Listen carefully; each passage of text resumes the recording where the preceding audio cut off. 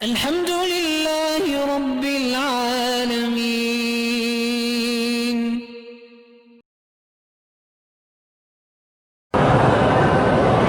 کہتے جی کہ ہمارے علاقے کا ایک آدمی کچھ دن قبل عمرے کے لیے آیا تھا.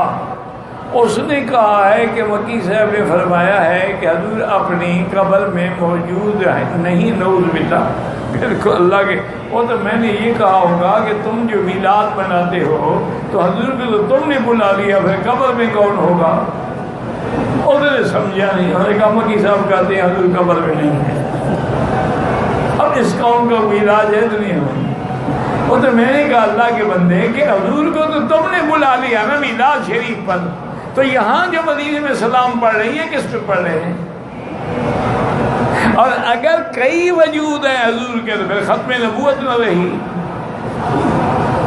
یہی تو پھر قادیانی کہتا ہے کہ میں اصلی نبی نہیں, میں ذلی بلوزی ہوں, یعنی نقلی نبی ہوں.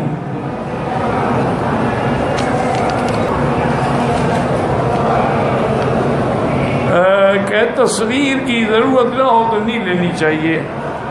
گو بہادر بعد ڈیجیٹل تصویر یعنی موبائل وغیرہ سے اجازت دیتے ہیں, لیکن ضرورت ہو کہ دین پہنچانا ہے, تبلیغ کرنی ہے, درس پہنچانا ہے تو وہ تو ایک خالص ضرورت ہے. بلا ضرورت نہیں ہے کہ سیلفیاں بناتے پھرو. تم کسی کی بیوی کے ساتھ, وہ کسی کے ساتھ سیلفی بن رہی ہے. وہ سلفیاں نہیں ہوتی, اصل وہ سلفی ہوتی ہے. سلفی جانتے ہیں جو آگ کے اوپر حکے کے اوپر رکھتے ہیں, یہ وہ سلفی ہے جو آگ کے سبب بنتی ہے, بربادی اور ہلاکت ہوتی ہے. کیا ایمان والا شرک کر کے مر گیا تو سیدھا جہنم میں جائے گا؟ پھر ایمان کہاں رہا جب شرک کیا؟